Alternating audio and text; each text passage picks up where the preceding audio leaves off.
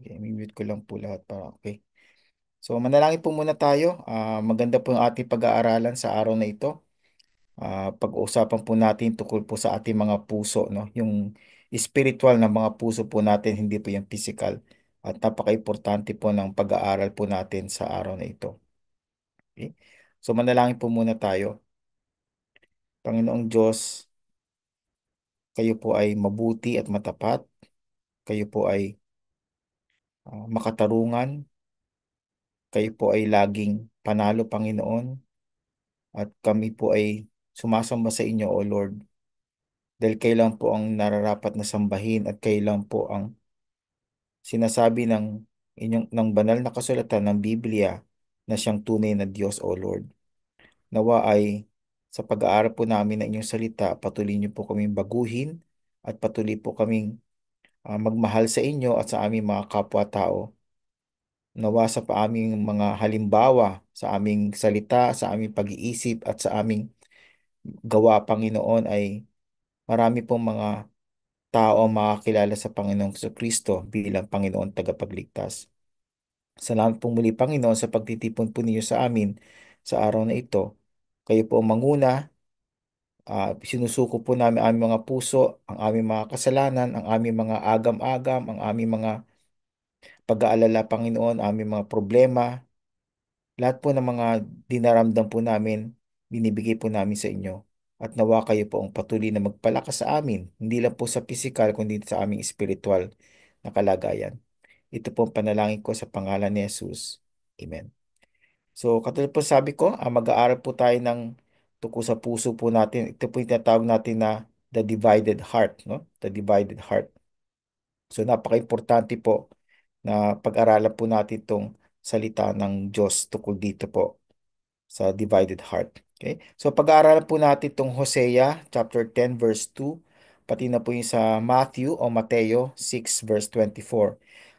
Binigyan ko po ito ng subtitle na Choose Whom You Will Serve. Dahil napaka-importante po sa makita po natin sa dalawang verses na ito na magkaroon po tayo ng tunay na desisyon sa ating buhay. Sino po ang ating sasambahin? Ang Diyos po ba at o ang mundo na ating ginagalawan? Okay? So pag sinabi ko pong mundo, hindi po yung earth o yung daigdig na kinalalagyan po natin. Ang mundo po yung lifestyle po ng mga tao na hindi po Kristiyano, ng mga tao na hindi po sumusunod sa Panginoong Kristo sa kanilang pamumuhay. So, yung po ibig sabihin ko sa mundo. Okay? So, bago po natin tingnan itong dalawang verses dito, tumungo po muna tayo sa First Kings, sa unang hari, 18, no? Chapter 18. So, sisimula po ako sa verse 20. Okay? Hindi ko po ito nilagay sa slideshow pero ito po yung sabi ng Biblia sa Tagalog po. Kaya't nagsugo si Ahab sa lahat ng mga anak-anak ni Israel at tinipon ang mga propeta sa bundok Carmel. So ito pong si Ahab, ito po yung hari sa Northern Kingdom, yung tinatawag natin na Northern Kingdom of Israel. During this time po, divided na po ang Israel into Northern Kingdom and Southern Kingdom. Northern Kingdom, ito po yung may 10 tribes of Israel. Sila po yung mas malaki, no? Na bahagi ng Israel. At dito po ang mga hari na namumuno ay karamihan po dito yung mga pagano. Hindi po sila mananampalataya sa Panginoon. At ito pong si Ahab, meron po siyang konting kaalaman sa Diyos, pero po siya ay sumasamba sa mga idolo. At itong idolo po nila sa panahon ito ay tinatawag na Baal or Baal sa English po. Okay? So, dinala po niya yung mga propeta po niya, yung mga propeta po na sumasamba kay Baal, hindi po sa Diyos, sa bundok Carmel. At dito po, nagkaroon po sila ng tinatawag natin na parang paligsahan, no? Competition between the prophets of Baal and also yung prophet ng God. Ang prophet ng God po dito si Elijah or si Elias. Okay? So sa verse 21 po, sabi po ni Elias dito, si Elias ay lumapit sa buong bayan at nagsabi, hanggang kailan kayo magpapatalon-talon sa dalawang magkaibang kuro-kuro? Kung ang Panginoon ay Diyos, sumunod kayo sa Kanya. Ngunit kung si Baal, sa Kanya kayo sumunod. At ang bayan ay hindi sumagot sa Kanya kahit isang salita. So, dito po, biglang challenge po ni Elias ng isang propeta na to sa sa Diyos, propeta po ng Diyos to, na gumawa po ng sariling desisyon ang mga Israelita. Ang Diyos ba ang inyong sasambahin o ang idolo na Baal? Kasi makita po natin ngayon sa mga pag-aaral po natin sa araw na ito na hindi po pwede na nasa kalagitnaan lang po tayo. Dahil sinasabi po ng Biblia, dalaw lang po ang kaharian dito sa mundong ito. Ang kaharian po ni Satanas at ang kaharian ni Heso Kristo. At tayo po ay nabibilang lamang sa isa sa dalawang kaharian na to. Either dun tayo sa kaharian ni Satanas o kaharian ni Kristo. So kung tayo po ay nasa kaharian ni Kristo, hindi po tayo pupunta sa kaharian ni Satanas. At kung tayo po ay nasa kaharian ni Satanas, hindi rin tayo pupunta sa kaharian ni Kristo. Hindi po posible yun. Kailangang pumili po tayo. At dito po si Elias, sinabi po niya, hanggang kailan kayo magpapatalon-talon sa dalawang kuro-kuro? Ibig sabihin, kailan kayo titigil sa pagsamba? Minsan nando kayo sa kaharian ng mundo, minsan nasa kaharian kayo ng Diyos. Kailangan pumili tayo. Tayo rin po, bilang mga tao dito sa mundong ito, kailangan natin pumili. Sino po bang ating sasambahin? Ang Diyos o ang mundo? Tandaan po natin, ang mundong ito ay nasa pamumuno po ni Satanas. Kaya nga po itong mundo na to ay kaharian po ni Satanas to. Dahil ang tandaan po natin, ang kaharian ng mundo ay kabaliktaran sa mga itinuturo ng Biblia. Kaya nga po, kung tayo po ay Kristiyano, dun lang po tayo sa kaharian ni Kristo. Okay? So choose whom you will serve. Napaka-importante po itong desisyon na ating gagawin sa araw na ito. Kung kayo po hindi pa po Kristiyano, tingnan po ninyo ang inyong mga sarili. Kung kayo po hindi Kristiyano, wala po kayo sa kaharian ang Diyos o kaharian ni Kristo. Kung di kayo po ay nasa kaharian ni Satanas. Maaring hindi nyo aminin, pero yun po yung katotohanan. Dalawa lang po ang kaharian dito sa mundong ito. At wala nang pangatlo, walang pang-apat. Okay? So napaka-importanting tandaan po natin yan. Okay? So punta po tayo sa ating pag-aaral sa araw na ito. Ang pinapakaunahin nating kaisipan po dito, ang main idea ay a divided heart cannot fully serve God. Okay? We must choose total devotion over divided loyalty. So napaka-importante po sa ating pag-aaral sa araw na ito na examinin po natin, suriin po natin ating mga puso.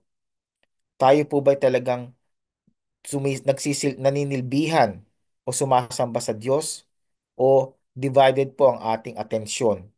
Dahil kung divided po ang ating atensyon, ang ating puso, hindi po nararapat yon. Pumili po tayo, Diyos po ba tayo o sa mundo? Ayaw po ng Panginoong Diyos na divided po ang ating loyalty. Kailangan po total ang devotion po natin sa Kanya. At makita po natin yan sa Mateo 6 kung bakit hindi posible na maging dalawa po ang ating sinasamba. Dahil pipili po tayo ng isa. Okay? So tingnan po natin una-una ang katotohanan ng divided heart, no? Yung puso na hati or split, no? Naka-split na heart. So, tanda po natin, katulad na sinabi ko kanina, ang puso po na pinag-uusapan natin, hindi po yung physical, kundi spiritual. Ang puso po natin, yun yung tinatawag natin na inner being po natin. Yan po nasa kaloob-looban natin. Nandiyan po yung mga thoughts natin o mga ideya, nandiyan po yung ating mga emosyon, nandiyan din po yung ating will or desire. So yan po yung nasa loob po natin, yun yung heart. Hindi yung physical heart, kundi spiritual heart. So yung heart po natin, naturally po, meron pong tendency na maging divided, no? Misa po, tingnan lang po ninyo. Pag tayo mga Kristiyano po, no? Minsan, pagka tayo nasa simbahan, at ating mga simbahan, nakafocus po tayo. Ang attention po natin talaga nasa pakikinig sa sermon, sa pagkanta, at ano man pong ginagawa natin sa loob ng iglesia. Pero paglabas po ng iglesia niyon, tayo po ay halo-halo na ang iniisip, no? Iniisip po natin yung trabaho po natin sa kinabukasan, okay, yung mga problema na dinaranas po natin, no? So, nagiging divided na po, no?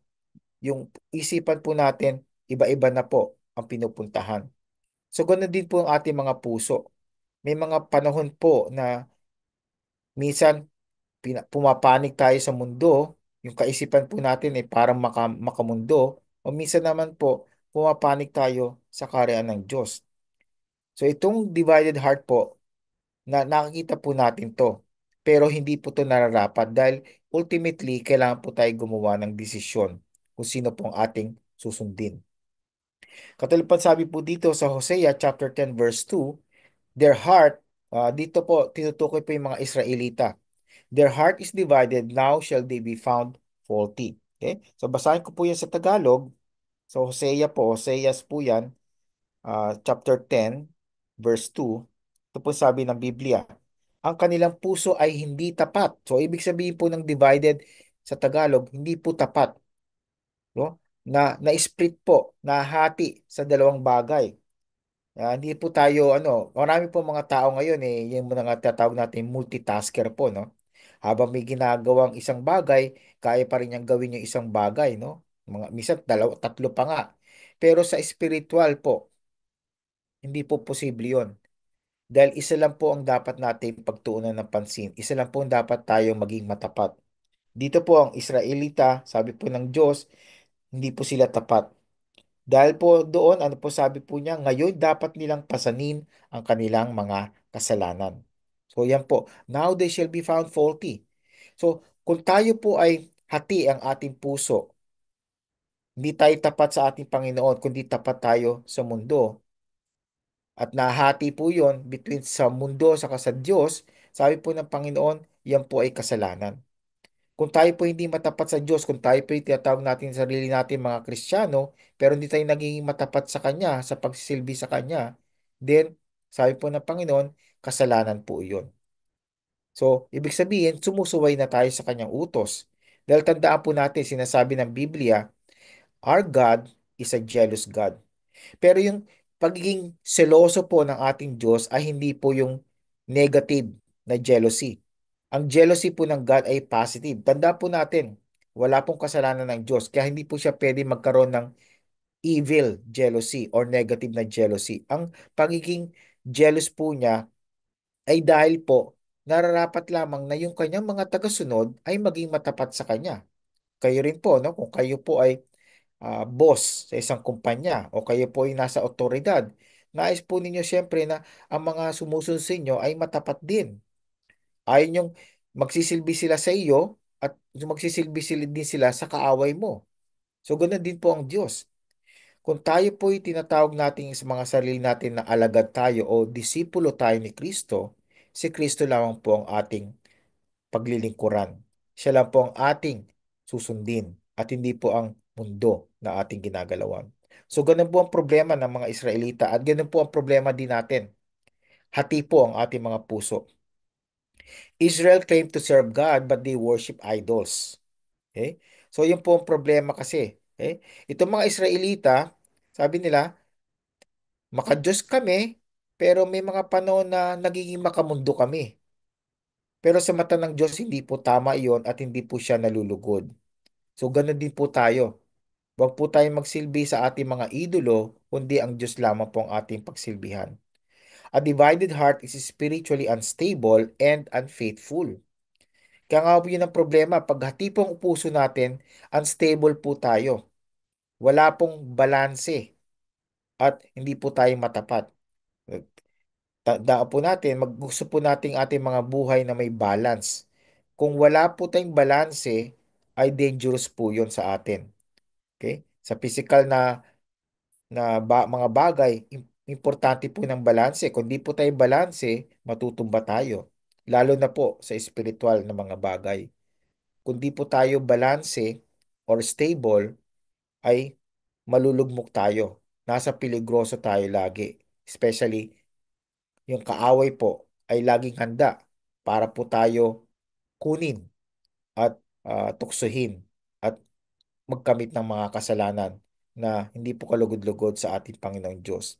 So, ayaw po ng Panginoong Diyos na tayo magkaroon ng divided heart. Sabi po sa James 1:8, a double-minded man is unstable in all his ways. Okay? So, Santiago po, sa Tagalog, sa Santiago po yan. Basahin ko po sa Santiago.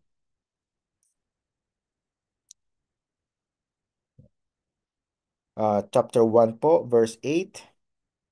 Ito po sabi ng Biblia, siya ay isang taong nagdadalawang isip, hindi matatag sa lahat ng kanyang mga lakad.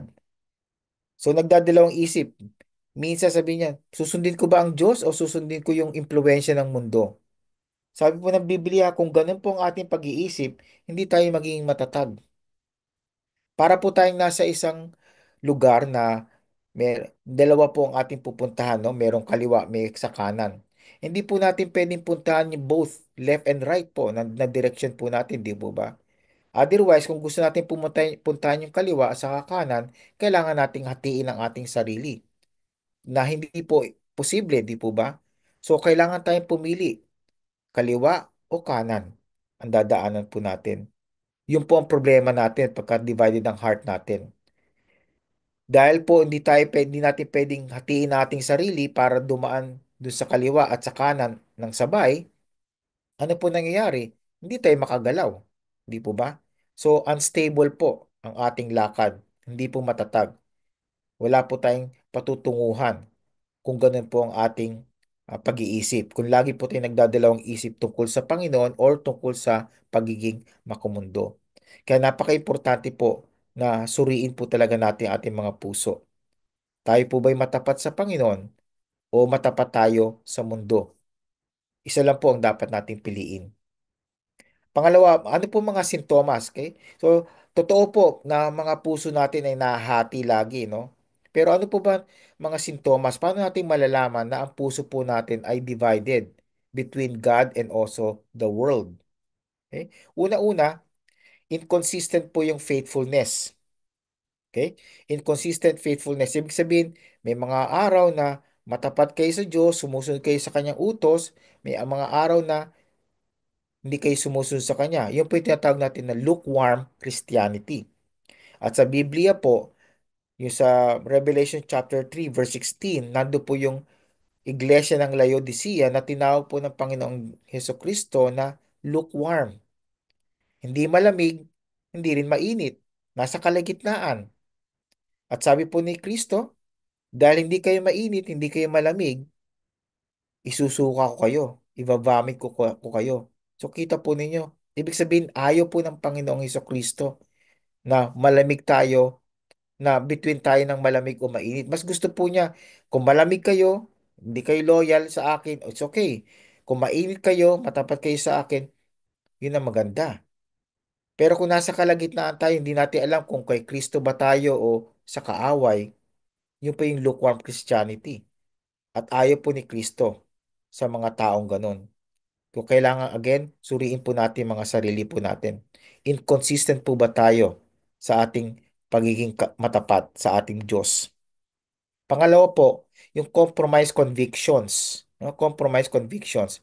Ito po yung mga sitwasyon o mga bagay na kung saan yung mga maliliit na bagay, sinasabi natin na walang kwenta yan. Maliit na bagay lang yan eh. Itong pagsisinungaling ko, maliit lang naman yan. Pero tandaan po natin, sa mata po ng Diyos, kahit na gaano kaliit na kasalanan, ay kasalanan pa rin.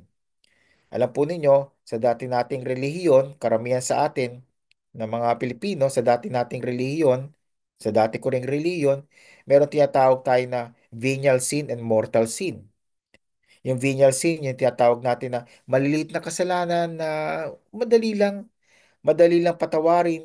Merong mga mortal sin na talagang malaking kasalanan, yung mga kasalanan against the Ten Commandments.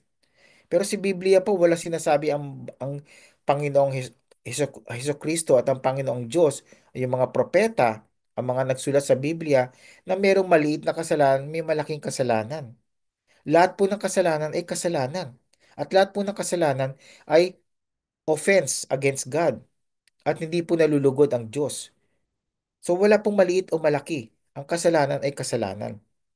So, hindi po natin pwedeng sabihin, ay ito maliit na kasalanan to, excuse yan, excused. Yung maliit na kasalanan. Ito malaking kasalanan, ito hindi excuse. Hindi po. Any form of sin, any kind of sin is not an excuse sa Panginoon. Hindi po siya malulugod. So, doon po nangyayari pag divided po ang heart natin. Nako-compromise po yung ating mga conviction, ang ating mga pag-iisip. Alam po natin mali ito, pero ginagawa dahil, well, nakikisama lang naman ako, kaya ginawa ko na rin yung kasalanan na yun.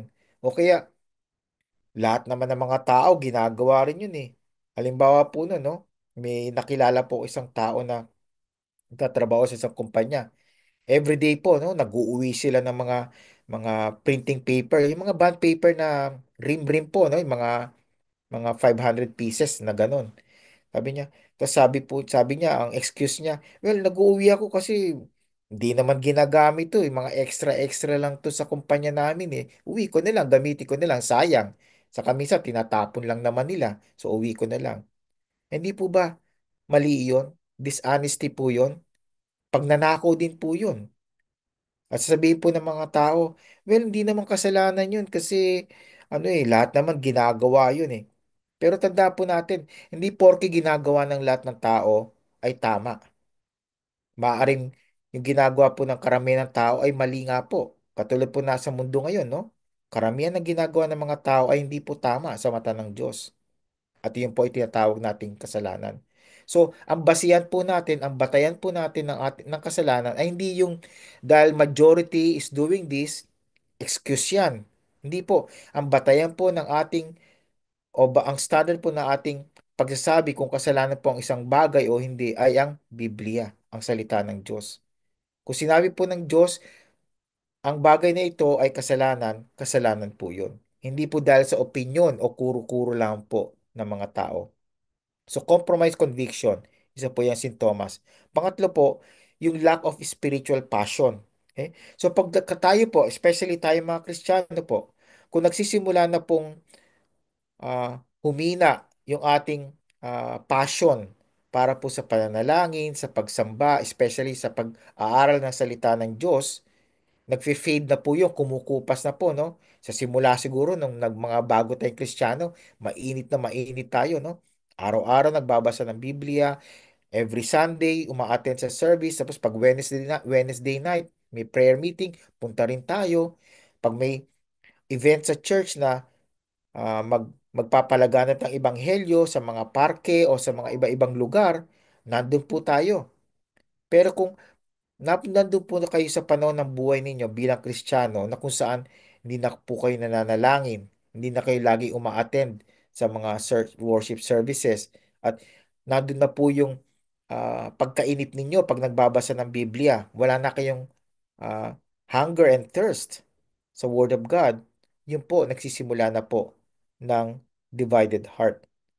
At misa po, yung pananalangin natin, yung pag-attend po ng mga services, nagiging parang routine. Parang we're going through the motion. Nagiging ritual. Pag ganun po ang nararamdaman po natin, yun na po ang pagsisimula ng divided heart. So, itong mga simptomas na ito po nagbibigay sa atin ng batayan na kailangan suriin na natin ang ating mga puso. At pag alam natin na divided na po ang ating mga heart, ang mga puso, kailangan na po tayong gumawa ng nararapat na aksyon. At ituturo ko po yun sa inyo kung ano po dapat natin gawin pag nalaman na po natin itong mga sintomas na to. Okay? Susunod po, pag-usapan natin muna bago tayo pumunta sa cure o sa treatment na binibigay ng Panginoon, yung consequences of a divided heart. The consequences of a divided heart. So, dito po makita natin ano po ba nangyayari. So, nakita po natin kanina sintomas, no? Ano yung mga nararamdaman natin pag divided heart. Ito naman, ano po ang nagiging resulta o bunga pagka tayo po may divided heart. So, Matthew 6:24, basahin po natin, no man can serve two masters. Napakaganda po niyan sa Pilipino po. So, tingnan po natin sa Mateo 6, okay, verse 24 po. Okay? Sabi po dito, ang Panginoong Kristo po nagsasalita nito. Walang makapaglilingkod sa dalawang Panginoon. Okay? Dalawang Panginoon. So katulad sabi ko po, dalawa po ang kaharian dito sa mundong ito, kaharian ng mundo o ni Satanas at kaharian ni Kristo. So, dalawa po ang Panginoon. Ang Panginoong Jesus o Panginoong Diyos at si Satanas. Bakit po walang makapaglilingkod, sabi po ni Jesus? Sapagkat kapopuotan niya ang isa at iibigin ang ikalawa. o magiging tapat siya sa isa at hahamakin ang ikalawa. Hindi kayo makapaglilingkod sa Diyos at sa kayamanan. Kita po ninyo? Hindi po posible sa mata po ng Panginoon na tayo po ay magsisilbi sa dalawang Panginoon. Dahil isa, mamahalin natin, isa, hahamakin natin at kapupuotan. You will love the one and you will hate the other. So, kailangan maggawa po tayong sariling desisyon. Hindi po tayo pwedeng nasa gitna. Dahil yung nasa gitna po, katulad sabi ko, unstable. Yung nasa gitna po ng dalawang karian, stagnant po yan. Wala pong mangyayari sa kanyang buhay. Kaya importante po gumawa tayo ng tamang desisyon. Magsamba po tayo sa Panginoong Diyos, sa Panginoong Hesus, at hindi sa mundo. Dahil ang Panginoong Diyos lamang po ang makapagbibigay sa atin ng tunay na buhay. Hindi lang po buhay na walang gan, but punti yung tunay na quality ng buhay habang tayo po ay nandito po sa mundong ito. Ano po mga ibang bunga? Spiritual frustration. Okay? Nagkakaroon po tayo ng spiritual frustration or disappointment. Dahil, syempre po, hindi tayo makukontento. Kung tayo po ay nasa mundo, ano po ang ating nararamdaman? Hindi tayo makukontento. Dahil ang mundo po, sabi po niyan, I want more, more, more. Pero kung tayo po ay nakay Kristo, ano po sinasabi ni Kristo? Ako ang iyong satisfaction. You are complete in me. Sinabi po ng Bible, we are all complete in Christ. Christ is our all in all. So, kailangan mamili po tayo. Kung pipiliin po natin ang mundo, spiritual frustration po ang mangyayari sa atin. We will not be satisfied. We will not be content. Pero kung nakay Jesus po tayo, siya po magbibigay sa atin ng pagiging kontento. Pangalawa po, miss blessings. Dahil hindi po tayo matapat kay Kristo, minsan nagiging mas matapat tayo sa mundo, nawawala po yung mga blessing na binibigay po niya sa mga loyal po sa Kanya. At pangatlo po, syempre, yung judgment. Judgment po. Hahatulan po tayo ng Panginoon kung tayo po hindi matapat sa Kanya. Nais po niya na siya lamang po ang ating pagsilbihan. Katulad ng sabi ko kanina, God is a jealous God. So He wants our worship. Why? Because He deserves our worship. He is worthy of all our worship. Siya lang pong karapat-dapat na sambahin. Hindi po si Satanas, hindi po ang mundong ito. Dahil ang mundong ito, gawa po ng Diyos. Si Satanas po, gawa rin po ng Diyos. Ang Diyos lamang po ang supreme being na wala pong may gawa. Dahil siya po ang creator ng lahat. Okay? So spiritual frustration, missed blessings, and judgment. Yan po yung bunga ng divided heart. Katulad sinabi ko po kanina, when we try to walk into two directions, that will lead us to stagnation. Hindi tayo makaka-move. Dahil katulad sabi ko kanina, kung meron kayong dalawang direksyon, kaliwa, kanan, gusto niyo puntahan bawat isa ng sabay, hindi po pwede. Hindi po posible. So, ang mangyayari, nandun lang po kayo sa isang lugar. Stagnant po kayo. Ganun po nangyayari sa mga Kristiyano na divided po ang puso. Kung divided po ang ating mga puso, wala tayong patutunguhan. Hindi tayo lalago sa ating pananampalataya. Kaya kay Kristo lamang po tayo magsilbi, kay Kristo lang po tayo maging matapat. At siya po ang ating dapat maging priority. So ngayon po, ano po yung cure? Okay? So ito po yung magandang balita, no? For the first few minutes, sinasabi po natin na ang ating puso ay talagang makasalanan, nahahati po lagi. So paano po natin mabibigyan ng solusyon ang problema na ito? Okay, una-una, complete surrender to God. Okay, complete surrender to God. So basahin ko po sa Psalms 86 verse 11. Sabi sabi po dito ng Biblia, no? Sa awit 86, okay? Verse 11. Sabi po dito, O Panginoon, ituro mo sa akin ang iyong daan upang makalakad ako sa iyong katotohanan. Ilakip mo ang aking puso upang matakot sa iyong pangalan. So sabi po niya, ilakip mo. Ibig sabihin, unite. Gawin mo pong iisa lamang ang aking puso. Ibig sabihin po ni Haring David dito, Lord, Gawin yung ang puso ko ay tapat lamang sa inyo na kayo lang po ang aking katatakutan. Kayo lang po ang aking gagalangin. Kayo lang po ang aking sasambahin. So, ano pong ginawa niya? Sinorender po niya ang kanyang sarili sa Diyos. Yun po ang dapat ninyong gawin. Yan po ang dapat kong gawin.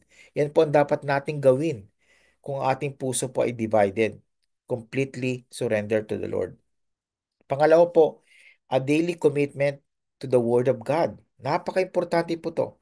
Lagi po itong ine-emphasize sa ating mga Bible study at sa ating mga pag-aaral for the past many years na nagsimula po ako na itong International Baptist Bible Study. Ang salita po ng Diyos ay napaka-importante. Dahil ang salita po ng Diyos ang tumutulong sa atin na mapalapit sa Diyos ng Biblia. Okay? So sabi po niya sa Psalm 119, okay? So chapter 119, napakaganda po ng Psalm 119, no? 176 verses po yan. Yan po yung pinakamahabang chapter sa Bible. At bawat verse po from verse 1 hanggang verse 176, patukol po yan sa salita ng Diyos. That's why sometimes ang sabi po ang Psalm 119 is about the Word of God. Okay? So sa verse 113 po, sabi po dito ng salita ng Diyos, medyo mahaba lang po. Okay, verse 113, sabi po dito, kinasusuklaman ko ang mga taong may salawahang kaisipan. Yun po, divided heart, no? Salawahang kaisipan. Minsan ka Diyos, minsan sa mundo. Ngunit iniibig ko ang iyong kautusan. Okay? So, iniibig ni Haring David ang kautusan, ang salita ng Diyos. Ganoon din po tayo. Kailangang ibigin po natin salita ng Diyos. Ibig sabihin, ang salita ng Diyos ay napaka-importante natin sa ating buhay. Lagi po sinasabi, no, salita ng Diyos is in one way, para po siyang love letter ng Diyos sa atin. Dahil dito po, sa salita ng Diyos, nakikita po natin ang puso ng Diyos. Ang kanyang emosyon, ang mga gusto po niya, ang mga ayaw po niya, yung kalooban po niya para sa atin, nandun po lahat sa salita ng Diyos. So kung gusto po ninyong ma-cure ang divided heart po ninyo, magbigay po kayo ng panahon sa pag-aaral po ng salita ng Diyos. Hindi lang po yung pagbabasa. Dahil minsan po nagbabasa tayo ng Biblia para tayong nagbabrowse sa internet. O kaya para tayong nagbabasa lang ng mga paborito natin mga dyaryo. Okay? Hindi po ganon. Ang pag-aaral po ng Biblia ay talagang mataimtim. Okay? Yan po yung tinatawag ko minsan na quiet time or devotional time. Yung pag-aaral po talaga ng salita ng Diyos. Talagang wala po kayong distraction. Unhurried time and fellowship with God. Napaka-importante po ng salita ng Diyos. So, nawa, magkaroon din po ng commitment. At hindi lang po once a week, kundi every day. Pagpursigihan po natin na pag-aralan po natin salita ng Diyos every day. No? At ang maganda nga po talaga kung meron kayong reading plan, no? Yung binabasa po natin, ako ginagamit ko po yung Bible plan ng YouVersion. Ngayon po tawag diyan Bible plan, ano lang, yung Bible app or yung dati pong YouVersion na tinatawag. So ano man po ang inyong reading plan, sundin po ninyo, maging seryoso kayo. Dahil napaka-importante po ng salita ng Diyos para sa ating mga buhay. Pangatlo, repentance from double-mindedness. Okay? Kung salawahan po ang ating kaisipan, magsisi po tayo. Ikumpisal po natin sa Diyos at tumingi po tayo ng kapatawaran. At tingin po natin ang kanyang kalakasan para hindi na po tayo magiging salawahan sa ating kaisipan. So, Santiago again, no? Santiago chapter 4 verse 8. Ito po yung sabi ng Biblia. Okay? Chapter 4 verse 8. Lumapit kayo sa Diyos at siya'y lalapit sa inyo. Okay? Ano po dapat natin gawin kung divided po ang heart natin? Lumapit tayo sa Diyos. Una-una, hindi siya umaalis. Lagi po siyang nasa tabi po natin. God is everywhere. Ang problema lang po talaga, tayo ang lumalayo. Kaya sabi po din ng Biblia, lumapit kayo. Dahil tayo po, lagi tayong lumalayo sa Diyos. Lalo na kung meron tayong kasalanan. Lalo na may ginawa tayo na hindi naayon sa salita ng Diyos. Ang tendency po natin, lumalayo tayo. Kaya sabi po ni Santiago, lumapit kayo at lalapit din siya. Hindi lang po yon. Maglinis kayo ng inyong mga kamay, mga makasalanan. Ibig sabihin, paglinis sa kamay, hindi po yung physical. washing, kundi spiritual cleansing. Dahil tinutukoy po niya dito yung pagiging makasalanan po natin. At pabanalin ninyo ang inyong mga puso, kayong mga may dalawang pag-iisip. Purify your hearts. So how do we do that? Katulad sabi ko po, confess and turn away from your sin. Ask the Lord to strengthen you. Pag lumapit po siya sa inyo, dahil kayo lumapit sa Kanya, bibigyan niya po kayo ng kalakasan. Ibe-bless po niya kayo para kayo po ay maging matatag at maging matapat sa Kanya. Pang-apat po, accountability and fellowship. Ito po isa sa pinaka-importante. Bukod po sa salita ng Diyos, bukod po yung sa ating relasyon sa Diyos, kailangan din po natin yung relasyon po natin sa ating kapwa Kristiyano. Okay? Accountability, fellowship. Kaya nga po tayo umaattend ng mga Bible study tulad nito dahil ito po yung panahon na kung saan we can correct one another, we can encourage one another, at pwede tayong magturuan ng kung ano yung mga sinasabi ng Biblia at matututo po tayo sa bawat isa. Kaya kayo po, kung kayo po ay Kristiyano, nararapat lamang na magkaroon kayo ng kaibigan na Kristiyano din po. Hindi ko naman po sinasabi na wala kayong kaibigan na mga makamundo o mga hindi Kristiyano. Pero importante po, ang pinaka-best friend po ninyo, yung talagang malapit sa inyo, ay yung mga Kristiyano rin po. Preferably sa same church po na kung saan po kayo nag-a-attend. Dahil ganun po ako. Ganun din po ako. Gusto ko po yung magiging accountability friend ko, yung same church, at yung talagang matatag din sa pananampalataya. Yung someone na makaka-influence sa inyo sa tama.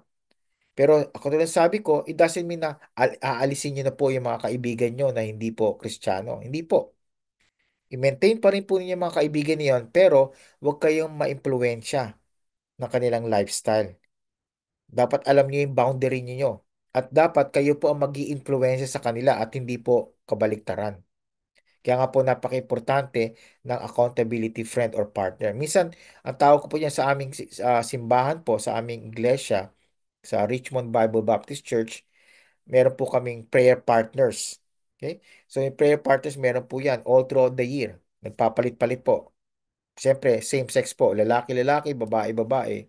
Ganun po. At yung dalawa po niyon, nagmi-meet sila once in a while or uh, on a regular basis para po manalangin, mag-share ng mga Bible study nila or kung ano yung mga problema po nila sa bawat isa. And in that way, nagkakaroon po tayo ng katatagan sa ating pananampalataya. Bukod sa ating personal na pagbabasa po ng salita ng Diyos. So, nagkakaroon po ng fellowship din po. Okay? Sabi po ng Proverbs chapter 27, no, sa Kawikaan, napakaganda po nitong passage po nito. So, basahin po ninyo at pag-aralan po natin. Kawikaan chapter 27, verse 17 po. Ang bakal ay nagpapatalas sa bakal. Iron sharpens iron. At ang tao ang nagpapatalas sa isa pang tao. So tayo po ay kinukumpara sa mga bakal. Okay? Ang ginagamit po ninyo para magpatalas sa bakal ay bakal din po. So tao rin, tayo, especially mga Kristiyano, ang nagpapatalas sa atin, nagpapatatag sa atin, nagpapalago sa ating pananampalataya ay ang kapwa natin tao.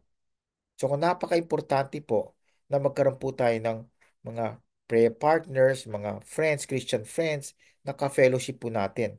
Especially, of course, I would prefer yung in-person, no? Hindi lang po yung nagmi-meet kayo, nag-uusap po kayo sa phone or tulad po natin sa Zoom na Bible study po. Importante po yung in-person na nami-meet po ninyo yung tao na yon.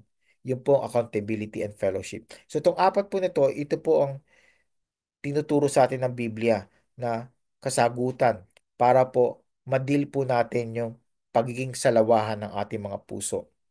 Okay? So, anong napag-aralan po natin bago po tayo makinig sa pag-awit po ni Mami AJ? A divided heart is dangerous and spiritually unstable. Kaya nga po sinasabi ng Panginoong Kristo, hindi mo pwedeng sambahin ang Diyos at ang kayamanan. Dahil isa, mamahalin mo, isa, kapopuatan mo. At dangerous po yun pag ganun po ang nangyayari. Dangerous po especially sa atin. At yun po ay magbibigay sa atin ng imbalance sa ating spiritual na mga buhay.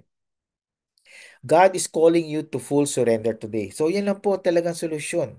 Dahil tayo po bilang mga tao, natural po sa atin na maging salawahan, pabago-bago ang isip. So, kailangan fully surrender po natin, ibigay po natin ating puso't isipan sa Diyos at siya po magpapabago sa ating mga buhay. At sabi po sa Hosea chapter 10 verse 2, pinag-aralan po natin, is your heart divided? Yun po yung tanong ko sa inyo. Is your heart divided? Kayo po mga Kristiyano, nahahati po ba ang inyong puso kay sa Panginoong Kristo at sa mundo na ginagalawan po natin sa panahong ito? Hindi po nararapat yun. Gusto po niya na buo po ang ating puso na para sa Kanya lamang po. Then, choose this day whom you will serve.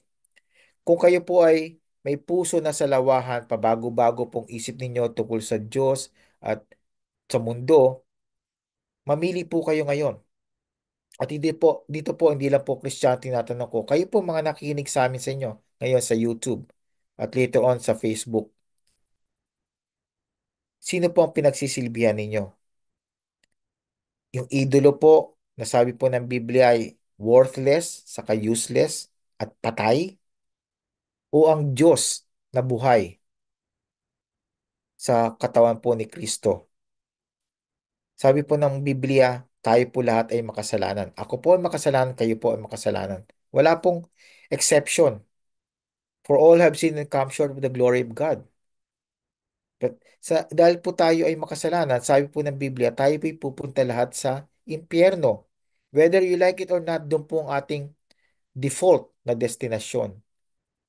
So, paano po tayo mawawala sa default destination natin na impyerno? Alam po niyo, impyerno, napakainit po doon. Kung dyan po sa Pilipinas, umaabot ng 40 degrees Celsius, minsan 50 pa nga. Napakainit na nun.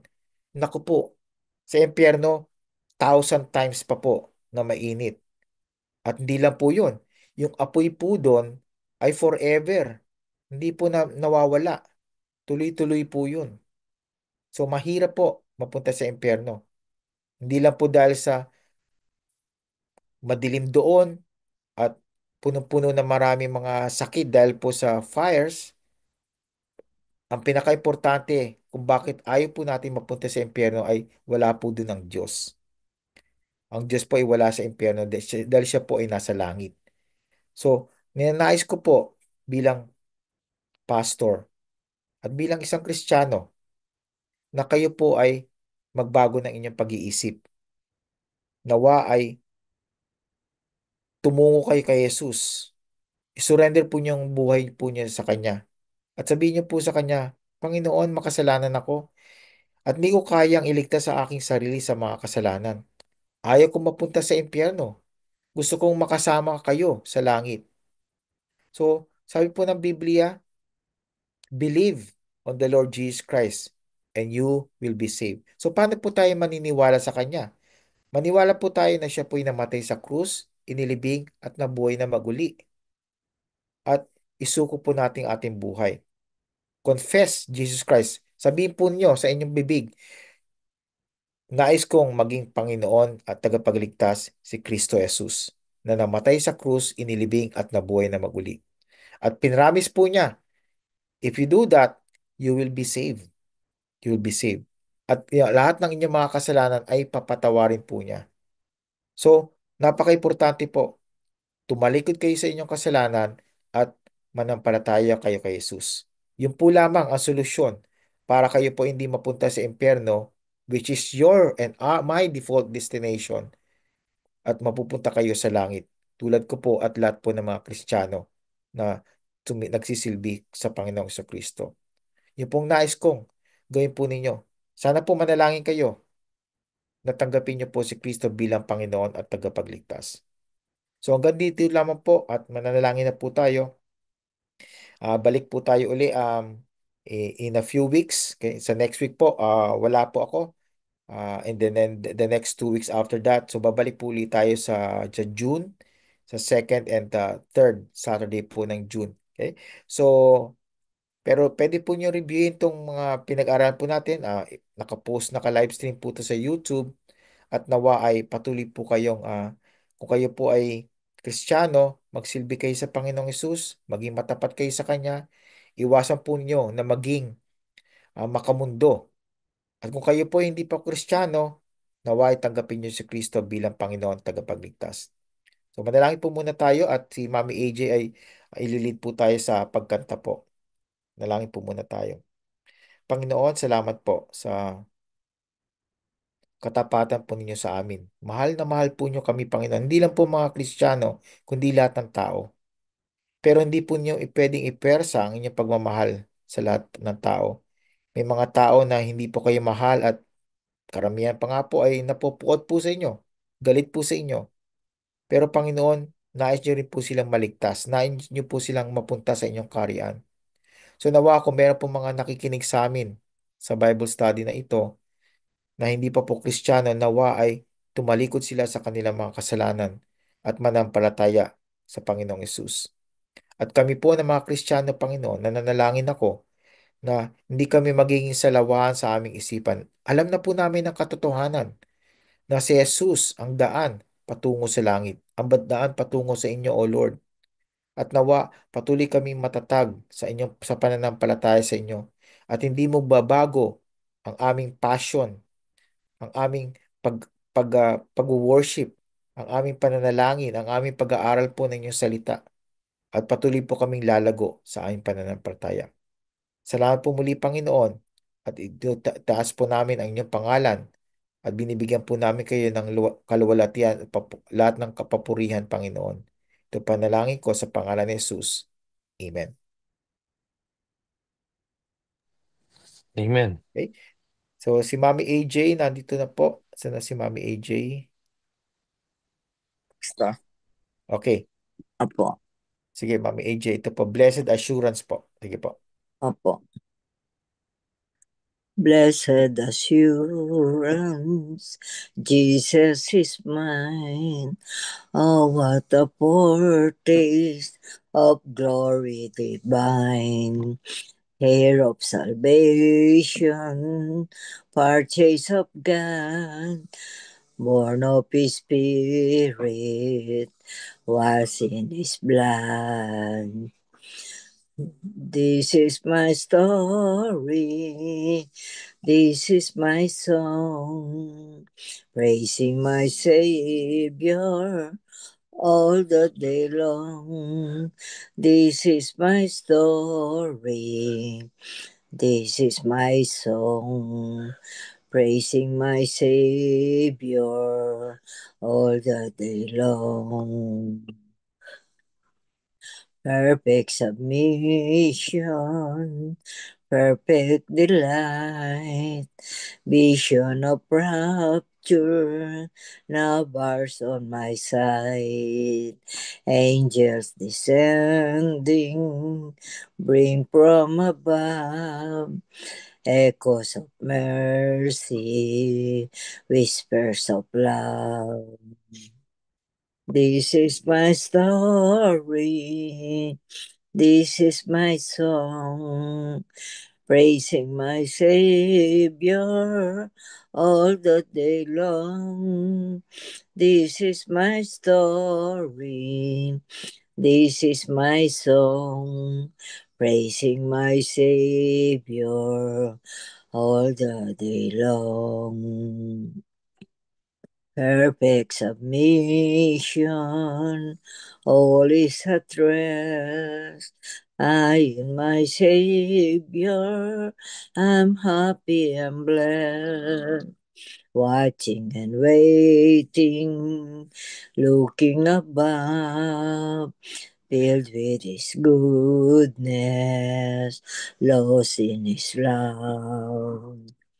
This is my story. This is my song, praising my Savior all the day long. This is my story. This is my song, praising my Savior all the day long. Praising my Savior all the day long. Amen.